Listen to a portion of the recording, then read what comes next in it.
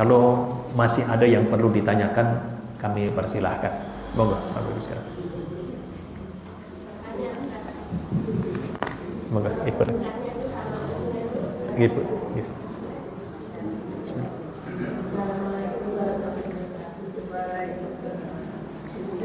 Waalaikumsalam.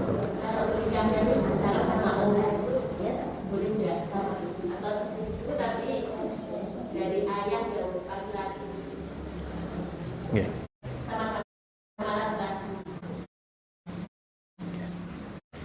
Yeah.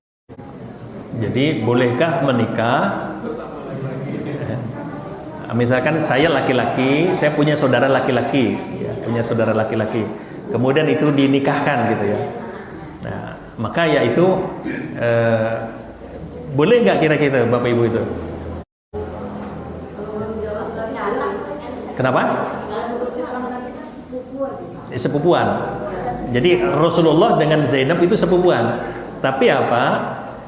Ibunya Zainab itu adalah perempuan, itu bibinya Rasul, ya bibinya Rasul. Tapi kalau sepupuan yang sama-sama laki-laki, nah itu yang kemudian tidak boleh. Karena apa? Karena pamannya itu tetap jadi wali, tetap wali. Jadi keponakan saya dari laki-laki, saya adalah walinya, Bu. Misalnya gini, Bu, saya punya saudara laki-laki, ya saudara saya laki-laki, anak-anaknya itu, saya tetap jadi walinya. Ya kalau bapaknya dia meninggal, yang menikahkan saya. Ya maka kalau anaknya dia nikah dengan anak saya, itu nggak boleh karena satu wali. Tapi kalau saudara saya perempuan, walinya kan ipar saya, ya. Iparnya betul ya. Jadi nah, maka itu tidak satu wali. Nah, satu wali. Jadi itu hukumnya dibolehkan. Jadi sepupuan yang satu laki-laki, bapak dengan bapak, laki-laki dengan laki-laki, maka itu hukumnya adalah tidak boleh. Tidak boleh. Ngaten nggih? Oke. Ya. Berarti sama dengan yang dipercaya di adat Jawa. Nggih, sama adat Jawa merujuk kepada Islam juga. Nggih. Nggih. Ada lagi mungkin Ibu sekalian? Nggih. Nggih. Ya.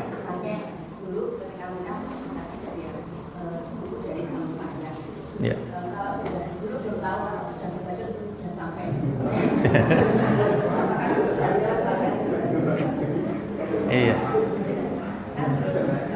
Iya.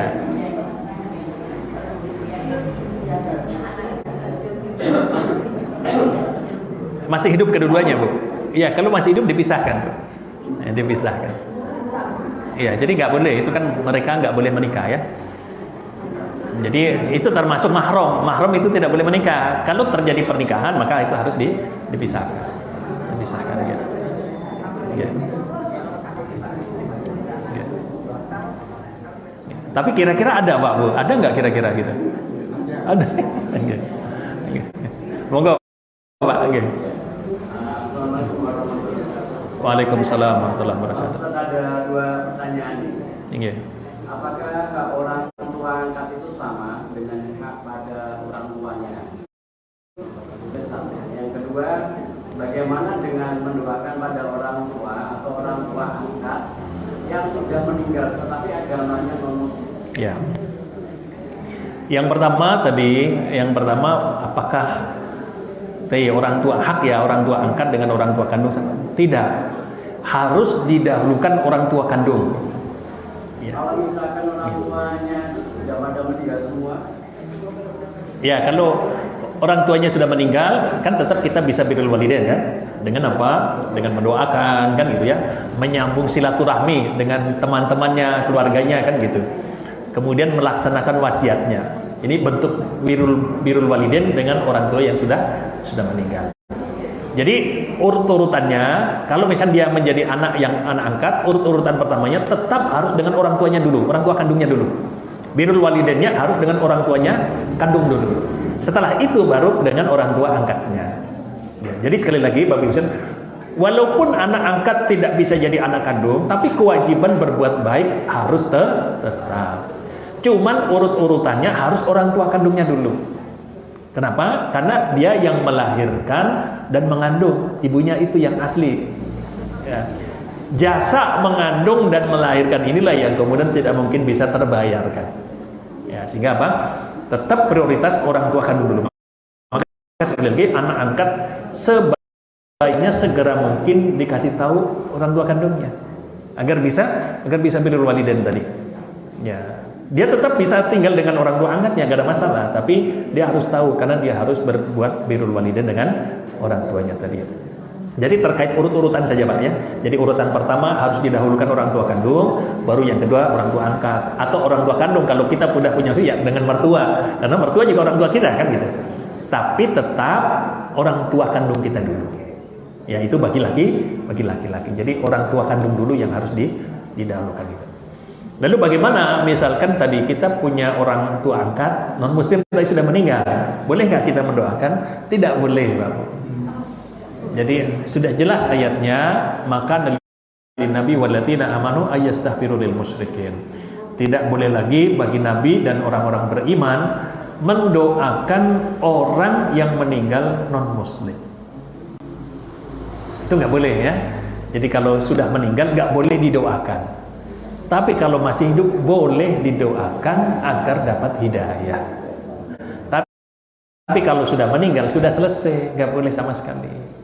Nggak boleh, itu ayat nggak boleh sama sekali. Jadi nggak boleh mendoakan. Kenapa nggak dibolehkan sama? Pertama ya sia-sia. Karena mau didoakan seperti apapun mereka nggak akan bisa masuk surga kan gitu, nggak akan bisa gitu. Jadi mau didoakan apa coba? Nah disitulah kenapa Al-Quran melarang kita tidak boleh lagi mendoakan orang-orang yang meninggal dalam keadaan non muslim. Nggak boleh sama sekali. Ingatan Pak. Gitu. Wonten malih Pak Bu? Moga. Waalaikumsalam warahmatullahi wabarakatuh. Perbedaan talak 1, talak 2, talak 3, anak bekerja makan. Terus yang kedua misalnya hari di luar nikah, terus sudah dewasa dia mau nikah, bisa tidak wajib sama orang tua? Gimana Bu? Ulangi sebentar. Yang pertama, perbedaan talak 1, talak 2, talak 3, hukumnya apa? Terus yang kedua, kalau anak di luar nikah, ketika dewasa mau nikah, itu palingnya ayahnya itu bisa nggak? Ya, yang pertama perbedaan talak 1, talak 2, talak 3 ya. Jadi talak 1 artinya suami mentalak sekali. Kamu saya talak kan gitu. Nah, di masa talak 1 ini berarti kalau suami itu masih mau rujuk, boleh rujuk. Ya, nanti gini Mbak Bu. Talak 1 itu kan ada setelah talak 1. Kalau masih di masa idah, ya dikali masa idah. Masa idah misalkan gini, istri ditalak oleh suaminya, dia dalam kondisi tidak hamil. Ya, kalau dalam kondisi tidak hamil berarti masa idahnya 3 kali suci. Kalau selama 3 kali suci ini kok suaminya ingin balik lagi, maka dia coba mengatakan saya rujuk, itu selesai. Kalau masih di masa idah. Tapi kalau sudah lewat masa idah, dia butuh saksi lagi untuk rujuk. Ya. Jadi kalau kan tadi suami mengatakan saya cerai kamu, saya talak 1 kan, talak 1. Itu istri nggak boleh langsung keluar rumah, nggak boleh. Dia tetap masih satu rumah. Ya. Itu selama apa? Selama masih masa idah, 3 kali suci itu. Kalau ternyata belum 3 kali suci, kok suaminya pengen balik lagi, maka cukup mengatakan saya rujuk, boleh lagi itu. Tinggal ngomong saja rujuk aja gitu. Iya itu boleh kan gitu. Tapi kalau sudah lewat masa idah, itu yang butuh saksi lagi, saksi nikah lagi, saksi rujuk lagi. Itu talak 1. Talak 2 sama seperti talak 1 tadi. Ya. Tapi kalau sudah talak 3, jadi talak 1, talak 2 suami boleh rujuk, boleh kembali dengan mekanisme seperti itu. Tapi kalau sudah talak 3, suami sudah nggak boleh. Suami nggak boleh menikah lagi kecuali istrinya sudah pernah dinikahi orang lain. Jadi harus diselingi dulu, Pak. Diselingi dulu. Jadi ada yang sudah menikahi, cerai, baru dia boleh nikah lagi. Ya, maka kalau udah talak 2 itu harus hati-hati. Ya, harus hati-hati. Sebab kalau diucapkan lagi talak, jatuh talak 3, sudah nggak bisa lagi. Ya. Nunggu apa? Nunggu istrinya nikah dulu dengan yang lain. Setelah nikah cerai baru boleh balik lagi. Nah, itu bedanya talak 1, talak 2, talak 3. Ya, seperti itu. Kemudian yang kedua, bagaimana kalau ada anak yang lahir di luar pernikahan yang sah? Apakah bapaknya boleh menikahkan? Maksudnya bapak biologisnya ya, apakah boleh menikahkan? Jawabannya tidak boleh. Jadi bapak biologisnya tidak bisa jadi wali. Ya, karena memang pernikahan orang tuanya tidak sah. Tidak sah, maka tidak bisa jadi wali. Kalau bapak biologisnya yang menikahkan, maka pernikahan anaknya tidak sah. Kalau pernikahan tidak sah, hubungannya tidak sah. Maka setelah itu anak keturunannya rusak semuanya, nasabnya rusak semuanya. Maka kalau ada anak lahir di luar nikah, yang menjadi wali adalah negara, hakim. Hakim biasanya diwakilkan kepada penghulu. Maka penghulu yang menikahkan. Maka mohon maaf Bapak Ibu, kalau mau cari mantu, ya dapat mantu kok anak perempuan nomor 1, anak pertama perempuan, calon menantunya. Maka mudahnya dilihat tanggal lahirnya sama tanggal pernikahan orang tuanya. Kalau selisihnya cuma 5 bulan, bapaknya nikah, ibunya nikah, 5 bulan kok lahir, jelas itu nggak sah. Jelas itu nggak sah. Maka bapaknya nggak boleh menikahkan. Bapaknya nggak boleh menikahkan.